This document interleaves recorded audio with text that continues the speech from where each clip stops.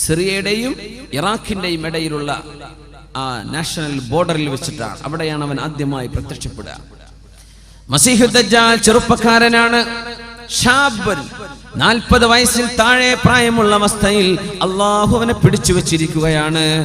അസ്ഹാബുൽ കഹ്ഫിൽ 309 കൊല്ലം ഉറക്കി കിടത്തിയിട്ട് ശരീരത്തിൽ വർഷങ്ങളുടെ ആഘാതമേൽക്കാതെ, പ്രായത്തിന്റെ വർധനവ് വരാതെ 7ഓളം ചെറുപ്പക്കാരെ എൻജലൂസ് പർവ്വതത്തിനുള്ളിലെ ആ ഗുഹന്റെ ഉള്ളിൽ ഉറക്കിക്കിടത്തിയ ചരിത്രം വിശുദ്ധ ഖുർആൻ സൂറത്തുൽ കഹ്ഫിൽ പഠിപ്പിക്കുന്നില്ലേ? അല്ലാഹുവിന് വർഷങ്ങളും മാസങ്ങളും മനുഷ്യ ശരീരത്തിൽ ആഘാതമേൽപ്പിക്കാതെ പിടിച്ചു നിർത്താൻ കഴിയും. പിന്നെന്തുപോലെ ഈസ നബിയെ പോലെ ആകാശത്തേക്ക് ഉയർത്തപ്പെട്ട നബിയാണ് മഹാനായ ഈസ ഇബ്നു മറിയം അലൈഹിസ്സലാത്തു വസ്സലാം. ഈസ നബിക്ക് എന്താ, ഭൂമിയിലേക്ക് ഇറങ്ങി വരുമ്പോ ഈസ നബിക്ക് എത്ര വയസ്സായിരിക്കും? 33 വയസ്സായിരിക്കും ഈസ നബി അലൈഹിസ്സലാമിന്. ഈസ നബി വരുന്നത് 33ാമത്തെ വയസ്സിൽ, പോയത് 33ാമത്തെ വയസ്സിൽ. ആകാശത്തേക്ക് ഉയർത്തപ്പെട്ടു. ആ ഈസ നബി അലൈഹിസ്സലാമിനെ ഭൂമിയിലേക്ക് അല്ലാഹു തിരിച്ചു കൊണ്ടുവരും. ഇത് ക്രിസ്ത്യാനികൾ വിശ്വസിക്കുന്നുണ്ട്. നമ്മളോടും വിശ്വസിക്കാൻ പറഞ്ഞു റസൂലുള്ളാഹി സ്വല്ലല്ലാഹു അലൈഹി വസല്ലം. മറ്റൊന്നിനുമല്ല, ജൂതന്മാർ പറഞ്ഞു നഹ്നു ഖതൽനാ ഈസ ഇബ്നു മറിയം, മറിയമിന്റെ പുത്രൻ ഈസ നബിയെ ഞങ്ങൾ കൊന്നിട്ടുണ്ട് എന്ന് പറഞ്ഞവരാണ് ജൂതന്മാർ. അവര് കൊന്നിട്ടില്ലെന്ന് കാണിച്ചു കൊടുക്കാൻ ഈസ നബിയെ ഭൂമിയിലേക്ക് അല്ലാഹു വിളിച്ചു വരുത്തും.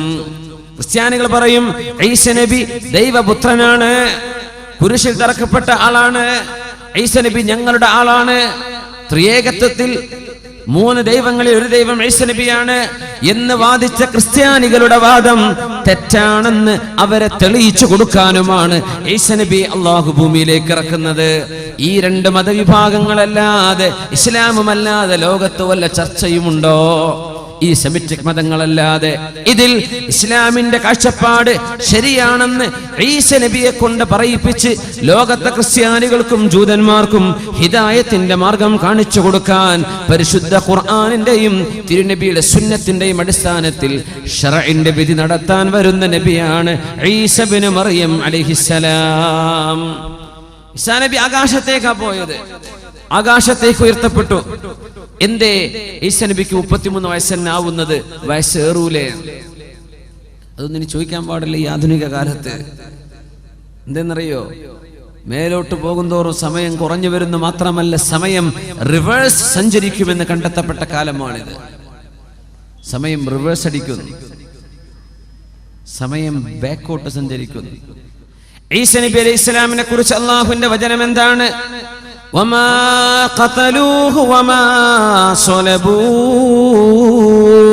ഈസ നബിയെ അവരാരും കുരിശിൽ തറച്ചിട്ടില്ല, ഈസ നബിയെ അവരാരും വധിച്ചിട്ടും ഇല്ല. വലാകിൻ റഫഅനാഹു. ഈസ നബിയെ നാം ആകാശത്തേക്ക് ഉയർത്തുകയാണ് ഉണ്ടായത്. ഇന്നത്തെ ഫലസ്തീനിലെ ജബൽ സൈത്തൂൻ, മൗണ്ട് ഒലീവ്, മസ്ജിദുൽ അഖ്സയുടെ അധിക പിക്ചറും മൗണ്ട് ഒലീവിൽ നിന്ന് എടുക്കുക. മേലെ നല്ല ഹൈറ്റിൽ അതിന്റെ ഏരിയൽ വ്യൂ കിട്ടാൻ മൗണ്ട് ഒലീവിലാ കയറുക. മൗണ്ട് ഒലീവ്, ജബൽ സൈത്തൂൻ, അവിടെയാണ് അവസാനമായി ഈസ നബി അലൈഹിസ്സലാം അവിടെ തനിയായികൾക്ക് ദർസ് നടത്തി കൊടുത്തത്. ഹവാരിയീങ്ങൾ എന്ന മുതഅല്ലിമീങ്ങൾക്ക്. ഈസ നബിയെ കൊല്ലാൻ വേണ്ടി ജൂതന്മാർ നടക്കുകയാണ്. കാരണം എന്താണെന്നറിയോ? ഈസ നബി നബിയായത് വന്ന് തന്നെ ജൂതന്മാർക്ക് പിടിച്ചില്ല. പിന്നെ ഈസ നബിക്ക് ഒരു കിതാബ് വന്ന് ഇറക്കി കൊടുത്തു, ഇഞ്ചീൽ, അതും പിടിച്ചില്ല. പിന്നെ ആഴ്ചയിലെ നമ്മുടെ ജുമുഅ പോലത്തെ അവരുടെ ആഴ്ചയിലെ പ്രാർത്ഥനാ ദിവസം ഞായറാഴ്ചയായി അല്ലാഹു മാറ്റുകയും ചെയ്തു. അപ്പോഴേക്കും ജൂതന്മാർക്ക് ദേഷ്യം വന്നു. ശനിയാഴ്ച മാറ്റി ഞായറാഴ്ചയാക്കിയിരുന്നു, ഞങ്ങളുടെ ആരാധന ദിവസം പോലും മാറ്റി, എന്നാ പിന്നെ ഇവനെ കൊല്ലണം എന്ന് പറഞ്ഞ് പാതിരാ നേരത്ത് ചൂട്ട് കത്തിച്ചിറങ്ങിയ ജൂതന്മാർ ഈസ നബി എവിടെയാണെന്ന് ആര് പറഞ്ഞു തന്നാലും അവർക്ക് നാണയത്തുട്ടുകൾ കൊടുക്കാമെന്ന് പറഞ്ഞ് നടന്നപ്പോൾ ഈസ നബിയുടെ ശിഷ്യന്മാരിൽ ഒരാൾ, യഹൂദ എന്ന് പറയുന്നൊരു ചെറുപ്പക്കാരൻ, 30 വെള്ളി നാണയങ്ങൾ വാങ്ങിയിട്ട് സ്വന്തം ഗുരുവിനെ ഒറ്റുകൊടുത്തു ഈസ നബിയെ. മഹാനായ ഈസാ നബി അലൈഹിസ്സലാം സൈത്ത് മലയുടെ അടുത്ത്, ഒലിവ് മലയുടെ അടുത്ത് അവിടുത്തെ അനുയായികൾക്ക് ദർസ് നടത്തിക്കൊണ്ടിരിക്കുകയാണ്. നസലൽ അമീൻ ജിബ്രീൽ അലൈഹിസ്സലാം, ജിബ്രീൽ അലൈഹിസ്സലാം ഇറങ്ങി വരുന്നു. ഈസാ നബിയെ എഴുന്നേൽക്കണം, ദർസ് പൂർത്തിയാക്കാൻ നേരമില്ല, നമ്മൾ പോവുകയാണ്. നിങ്ങളെ വധിക്കാൻ വരുന്നുണ്ട് ജൂതന്മാർ, നിങ്ങളെ കൊല്ലാൻ വരുന്നുണ്ട് ജൂതന്മാർ. അവർക്ക് പിടികൊടുക്കാതെ നിങ്ങളെ രക്ഷപ്പെടുത്താൻ അള്ളാഹുവിന്റെ ഓർഡറുണ്ട്. നിങ്ങളുടെ ജനനം അത്ഭുതമാണ് ഈസാ നബിയെ, നിങ്ങളുടെ ജീവിതവും അത്ഭുതമായിരിക്കും. നമുക്ക് പോകാം. ബിസ്മില്ലാഹിർ റഹ്മാനിർ റഹീം. വഇദ് ഖാല ഈസാ ഇബ്നു മറിയം യാ ബനീ ഇസ്രായീല ഇന്നി റസൂലുള്ളാഹി ഇലൈക്കും മുസദ്ദിഖൻ ലിമാ ബൈന യദയ്യ മിനത് തൗറാഹ് വമുബശ്ശിറൻ ബിറസൂലി യഅതി മിൻ ബഅദിഹി ഇസ്മുഹു അഹ്മദ്. അവർ ചോദിച്ചു, ഈസാ നബിയെ, നിങ്ങൾ ഞങ്ങളോട് യാത്ര പറഞ്ഞു പോവുകയാണെങ്കിൽ ഞങ്ങൾക്ക് എന്നെന്നും പഠിക്കാനായി ചില കാര്യങ്ങൾ പഠിപ്പിച്ചു തരണമേ. ഈസാ നബി അലൈഹിസ്സലാം പറഞ്ഞു കൊടുത്തു, ഇന്നി റസൂലുള്ളാഹി ഇലൈക്കും, ഞാൻ നിങ്ങളിലേക്കുള്ള റസൂലാണ്. മുസദ്ദിഖൻ ലിമാ ബൈന യദയ്യ മിനത് തൗറാഹ്, എൻ്റെ മുമ്പിൽ കിടക്കുന്ന തൗറാത്ത് സത്യമാണെന്ന് നിങ്ങളെ പഠിപ്പിക്കാനും. വമുബശ്ശിറൻ ബിറസൂൽ, എനിക്ക് ശേഷം ഒരു റസൂൽ വരുന്നുണ്ട്. ഇസ്മുഹു അഹ്മദു, അഹ്മദ് എന്ന പേരുള്ള ഒരു നബി. വസുമ്മീതു അഹ്മദ, അല്ലാഹു എനിക്ക് വെച്ച പേര് അഹ്മദാണെന്ന് പരിശുദ്ധ റസൂലുള്ളാഹി സ്വല്ലല്ലാഹു അലൈഹി വസല്ലം. അവിടുത്തെ വല്ലിപ്പ വെച്ചു കൊടുത്ത പേര് മുഹമ്മദ് എന്നാണ്. മുഹമ്മദ് എന്ന് പറഞ്ഞാൽ സ്തുതിക്കപ്പെട്ടവർ, അഹ്മദ് എന്ന് പറഞ്ഞാൽ അള്ളാഹുവിനെ ഏറ്റവും സ്തുതിക്കുന്നവർ. ലോകത്തെ ഏറ്റവും കൂടുതൽ അള്ളാഹുവിനെ ഇബാദത്ത് ചെയ്തത് ആരാണ്? മുഹമ്മദ് നബിയാണ് സ്വല്ലല്ലാഹു അലൈഹി വസല്ലം. അവിടുന്ന് അള്ളാഹുലേക്ക് നോക്കിയാൽ അഹ്മദാണ്. അള്ളാഹ്ക്ക് ഏറ്റവും ഇബാദത്ത് ചെയ്തവർ, അള്ളാഹുവിന് ഏറ്റവും കൂടുതൽ ഹംദ് ചൊല്ലിയവർ. അതുകൊണ്ട് നബിയുടെ പേര് അഹ്മദാണ്. ലോകത്തുള്ള എല്ലാവരുടെ നാവിലും സ്വല്ലല്ലാഹു അലൈഹി വസല്ലം എന്ന് വിശ്വാസികളുടെ നാവ് കൊണ്ട് സ്വലാത്ത് ചൊല്ലാൻ അല്ലാഹു പഠിപ്പിച്ച് നബിയെ മുഹമ്മദാക്കുകയാണ്. സ്തുതിക്കപ്പെട്ടവരായ അല്ലാഹു മാറ്റിയതാണ്.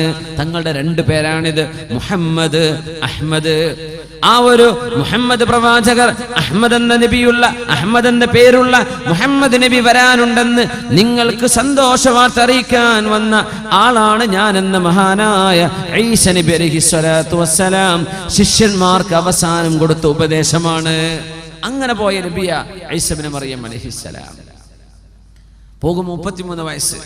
സ്വർഗത്തിലേക്ക് കടക്കുമ്പോൾ എല്ലാവർക്കും 33 വയസ്സായിരിക്കുന്ന ഒരു ഉമ്മൂമ്മ, പ്രായമുള്ള ഒരു ഉമ്മ അള്ളാന്റെ റസൂലിനോട് വന്ന് ചോദിച്ചില്ലേ, പൊന്നാര നബിയേ, അള്ളാന്റെ സ്വർഗത്തിലേക്ക് കടക്കാൻ നിങ്ങൾ എനിക്ക് ദുആ ചെയ്തരണം നബിയേ.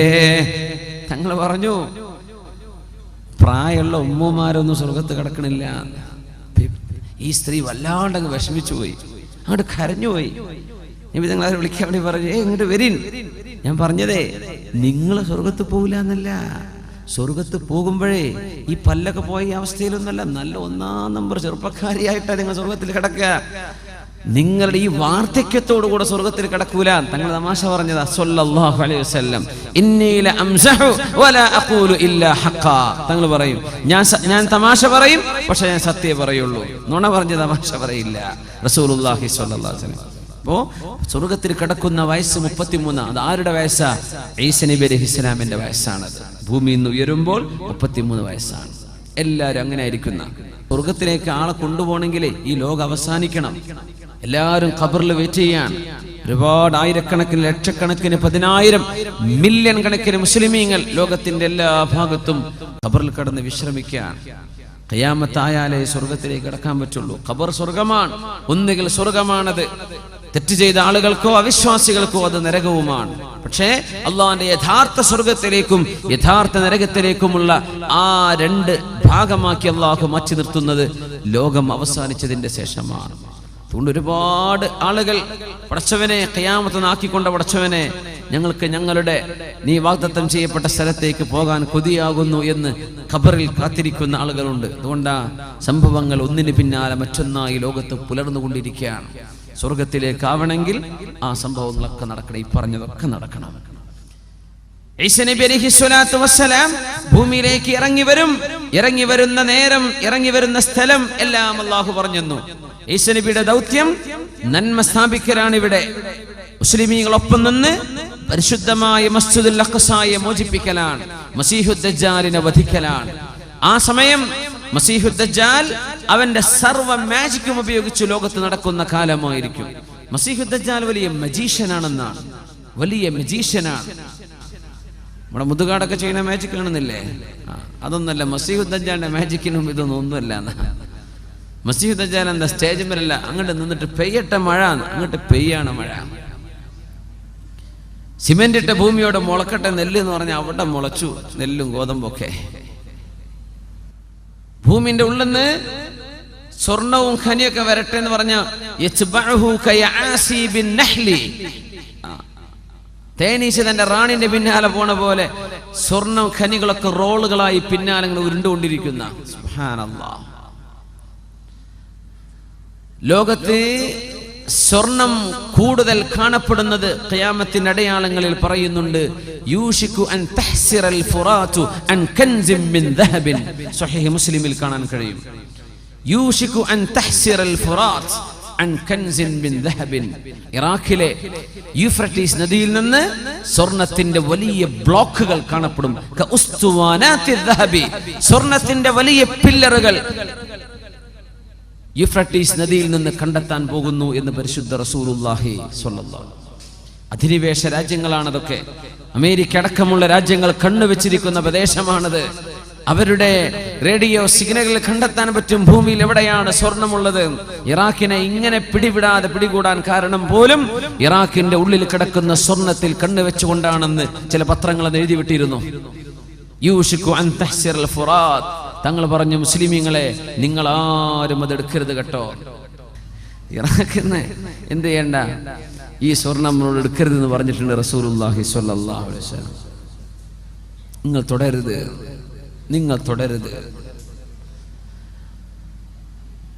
സ്വർണത്തിന്റെ ഖനികൾ കൂടിക്കൊണ്ടിരിക്കുന്ന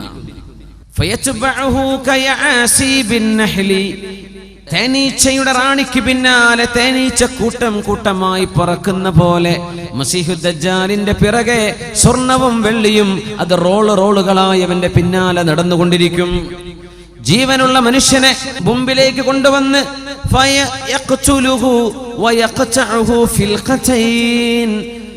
ജീവനുള്ളൊരു ചെറുപ്പക്കാരന് ഒരു ഈർച്ചവാള് കൊണ്ട് 2 പാതിയായി അവൻ കഷ്ണിച്ചു മാറ്റും. എന്നിട്ട് അവനോട് കൂടിച്ചേരാൻ വേണ്ടി പറയും. ഒരു വേദന പോലും അറിയാത്ത രീതിയിൽ അവൻ ചിരിച്ചുകൊണ്ട് നടന്നു വരും. ഈ അത്ഭുതങ്ങളൊക്കെ ചെയ്തിട്ട് അവൻ പറയും, ഞാൻ അല്ലാഹുവാണെന്ന് നിങ്ങൾ വിശ്വസിക്കുന്നില്ലേ? ഞാൻ അല്ലാഹുവാണെന്ന് നിങ്ങൾ വിശ്വസിക്കില്ലേ? മുഅ്മിനീങ്ങൾ പറയും, അൻത മസീഹുദ് ദജ്ജാൽ, നീ കള്ളനായ ദജ്ജാലാണ്. ഞങ്ങളുടെ അല്ലാഹു തആല അല്ലാഹു ഉലുവൻ കബീറ, ഞങ്ങളുടെ പടച്ചവൻ ഇതല്ലല്ലോ. മുഅ്മിനീങ്ങൾ പറയും, വഫീ ഇഹ്ദാ യദൈഹി ജന്ന വഇഹ്ദാ യദൈഹി നാർ. അവന്റെ ഒരു കൈയിൽ സ്വർഗം പോലെയുള്ളതും മറുകൈയിൽ നരകം പോലെയുള്ളതുമുണ്ട്. അവനിൽ വിശ്വസിക്കാത്തവരെ നരകത്തിലേക്ക് അവൻ എറിയും, അവന്റെ കയ്യിലെ നരകം. പക്ഷേ സത്യവിശ്വാസികൾക്ക് ഒരൽപ്പം പോലും അത് പോറലേൽക്കില്ല. ഇബ്രാഹിം നബി അലൈഹിസ്സലാമിന് തണുപ്പായി മാറിയ പോലെ അവന്റെ തീ അവർക്ക് തണുപ്പായിരിക്കും. കടുത്ത പരീക്ഷണാണ്. അത് മാത്രമോ, അവനിൽ വിശ്വസിച്ച ആളുകൾക്ക് ഇഷ്ടം പോലെ പൈസ കിട്ടും, സമ്പത്ത് എമ്പാടും വർദ്ധിക്കും, അവിടെ കച്ചവടത്തിൽ വലിയ വർധനവ്. അവനിൽ വിശ്വസിക്കാത്ത ആളുകൾക്കാണെങ്കിലോ കൊടിയ ദാരിദ്ര്യവും വരും. ഇത് അല്ലാഹു ചെയ്യുന്ന പരീക്ഷണമാണ്. ഖിയാമത്ത് നാളിനോടടുക്കുമ്പോൾ ഈസ നബി അലൈഹിസ്സലാമിന്റെ പക്ഷം ചേർന്ന് നിന്ന് ബൈത്തുൽ മുഖദ്ദസിന്റെ മോചനത്തിന് വേണ്ടി യുദ്ധം ചെയ്യാൻ പോകുന്ന മുഅ്മിനീങ്ങളെ കടഞ്ഞെടുക്കലാണ് അല്ലാഹുവിന്റെ ഡ്യൂട്ടി. ലാ ഇലാഹ ഇല്ലല്ലാഹ് മുഹമ്മദുർ റസൂലുള്ളാഹ് എന്ന് ഉറക്കെ വിശ്വസിക്കുകയും അത് ഖൽബിൽ തറക്കുകയും ചെയ്ത് മസ്ജിദുൽ അഖ്സായുടെ മോചനത്തിന് വേണ്ടി ചോര കൊടുക്കാൻ തയ്യാറുള്ള മുസ്ലിമീങ്ങളായ ആളുകൾ മാത്രം ബാക്കി നിന്നാൽ മതി. ഈമാൻ കുറവുള്ള ആളുകളൊക്കെ പൊയ്ക്കോട്ടെ, അവർ മസീഹുദ് ദജ്ജാലിന്റെ കൂടെ. ഈമാൻ ഉറപ്പുള്ളവർ മാത്രം നിന്നാൽ മതി. നബി തങ്ങൾ പറഞ്ഞു, മസീഹുദ് ദജ്ജാലിനെ കണ്ടാൽ നിങ്ങളാരും കൊതിയോടുകൂടെ ഞാനൊന്ന് കാണട്ടെ എന്ന് വിചാരിച്ച് റോട്ടിലേക്ക് ജാഥ കാണാൻ ഇറങ്ങുന്ന പോലെ മസീഹുദ് ദജ്ജാലിനെ കാണാൻ നിൽക്കരുതേ. അവരവരുടെ വീടുകളിലേക്ക് പോയി വാതിലടച്ച് ഇരുന്നു കൊള്ളണം. അവനെ കാണേണ്ട അവസ്ഥ വന്നാൽ സൂറത്തുൽ കഹ്ഫിന്റെ ആദ്യത്തെ 10ഓളം ആയത്തുകൾ അവർ ഓതിക്കൊണ്ടിരിക്കണം. അതുകൊണ്ട് സൂറത്തുൽ കഹ്ഫിന്റെ ആദ്യത്തെ 10 ആയത്ത് പഠിച്ചോളി, മനപ്പാടാക്കിക്കോളി. എപ്പോഴാ വരികയെന്നറിയില്ല. കാഞ്ഞങ്ങാട്ട് ടൗണിൽ എത്തുമ്പോഴേക്കാരൻ ദജ്ജാൽ അവിടെ ലാൻഡ് ചെയ്തിട്ടുണ്ടാവുക, പറയാൻ പറ്റില്ല. അവൻ നടക്കുന്നത് അങ്ങനെയാണ്. ബസ്സും കാറൊന്നും ആവശ്യമില്ല. സൂറത്തുൽ കഹ്ഫിന്റെ ആദ്യത്തെ ആയത്ത് 10 ആയത്തുകൾ. വേറെ റിവായത്തിൽ വന്നു അവാഖിറ സൂറത്തുൽ കഹ്ഫി, സൂറത്തുൽ കഹ്ഫിന്റെ അവസാനത്തെ ആയത്തുകൾ 10ഓളം ആയത്തുകൾ. ഇത് നിങ്ങൾക്ക് ഓതാൻ കഴിഞ്ഞാൽ ലാ യദുറുഹു, ഈ ദുഷ്ടനായ മസീഹുദ് ദജ്ജാലിന്റെ ഫിത്ന, അതുപോലത്തൊരു ഫിത്ന മുസ്ലിം ലോകം കാണുകയില്ലെന്നും, ഏറ്റവും വലിയ ഫിത്നയാണ്, ഏറ്റവും വലിയ ഫിത്നയാണ്, അതുപോലത്തൊരു ഈമാൻ നഷ്ടപ്പെടുന്ന പരീക്ഷണം ലോക മുസ്ലിമീങ്ങൾ ഖിയാമത്തിന് മുമ്പ് കാണുകയില്ലെന്നും മഹാനായ റസൂലുള്ളാഹി സ്വല്ലല്ലാഹു അലൈഹി വസല്ലം ആയത്ത് സൂറത്തുൽ കഹ്ഫിന്റെ ആദ്യം പഠിച്ചോളൂ. സൂറത്തുൽ കഹ്ഫ് മസീഹുദ് ദജ്ജാലിന് കാവൽ കിട്ടുന്ന സൂറയാണെന്ന് മഹാനായ റസൂലുള്ളാഹി സ്വല്ലല്ലാഹു അലൈഹി വസല്ലം ഹദീസിൽ വന്ന വിവരം നമ്മൾ ഈ പറയുന്നത്. ആളുകൾ ഇതിനെ പല നിലയ്ക്ക് വ്യാഖ്യാനിക്കും. ഇമ്രാൻ ഹുസൈൻ, അദ്ദേഹമൊക്കെ മസീഹുദ് ദജ്ജാലിന്റെ വിഷയത്തിൽ തെറ്റിദ്ധാരണ പിടിപെട്ട ഒരു പണ്ഡിത, ഇംഗ്ലീഷിലൊക്കെ വേണ്ട പറഞ്ഞ ഒരാളുണ്ട്, ഇമ്രാൻ ഹുസൈൻ. ചെറുപ്പക്കാർക്ക് പറയുന്നതായിരിക്കും. അദ്ദേഹമൊക്കെ ഹദീസിൽ നിന്ന് മാറിയിട്ട് ദജ്ജാൽ എന്ന് പറയുന്നത് ഇസ്രായേലിന്റെ ഭരണമാണെന്നും അമേരിക്കൻ ഭരണമാണെന്നൊക്കെ അതിനെ വ്യാഖ്യാനിച്ചിട്ടുണ്ട്. അത് ശരിയല്ല. ഹദീസ് പച്ചയായ വന്ന വിഷയമല്ലേ. അത് ആളുടെ പേരാണ്, ഒരു മനുഷ്യന്റെ പേരാണ്. അവൻ ജീവിച്ചിരിപ്പുള്ള ആളാണ്. അവന്റെ മുഖം ഇങ്ങനെയാണ്, അവന്റെ കണ്ണിങ്ങനെയാണ്, അവന്റെ ചേലും കോലവും ഇന്നത്, അതൊക്കെ പറഞ്ഞു തന്നിട്ടുണ്ട്. അതുകൊണ്ട് അതിനെ ദുർവ്യാഖ്യാനം ചെയ്യേണ്ട ആവശ്യമില്ല. അതങ്ങനെ തന്നെ മനസ്സിലാക്കിയാൽ മതി. ഷാബുൻ ഖത്തത്തുൻ, അവൻ മുടി ജട പിടിച്ച ആളാണ്. അവറു ഐനിൽ യുംന, അവൻ വലത് കണ്ണ് മൂടപ്പെട്ടിട്ടുണ്ട്. പിന്നെ ഒരു കണ്ണ് ബാക്കിയുള്ളത് ഐനുഹു കൈനബിൻ ത്വാഫിയ, ഒരു മുന്തിരി തള്ളി നിൽക്കുന്ന പോലെ തള്ളി നിൽക്കുന്ന കണ്ണുള്ള ആളാണ്. മക്തൂബുൻ ബൈന ഐനൈഹി, അവന്റെ 2 കണ്ണുകൾക്കിടയിൽ നെറ്റിയിൽ എഴുതി വെക്കപ്പെട്ടിട്ടുണ്ട് ഖ ഫ റ, 3 അക്ഷരങ്ങൾ എഴുതിയിട്ടുണ്ട്. ഖ ഫ റ, കഫറ, അവിശ്വാസിയായിട്ടുണ്ട് എന്ന, അവിശ്വാസിയാണെന്ന അടയാളമുള്ള അത് അർത്ഥം കൊടുക്കുന്ന കഫറ എന്ന 3 അക്ഷരങ്ങളുണ്ട് അവിടെ. യഖറഉഹു കുല്ലു മുഅ്മിനിൻ കാതിബിൻ വഗൈരി കാതിബ്, ഈമാനുള്ള ഏതൊരു മുഅ്മിനും എഴുത്തും വായനയും അറിയട്ടെ അറിയാതിരിക്കട്ടെ അവർക്കൊക്കെ ഇത് വായിച്ചെടുക്കാൻ കഴിയും. ഈമാൻ ഉണ്ടായാൽ മതി. ഖൽബിൽ ഈമാൻ ഉണ്ടെങ്കിൽ അവർക്കത് വായിച്ചെടുക്കാൻ പറ്റും.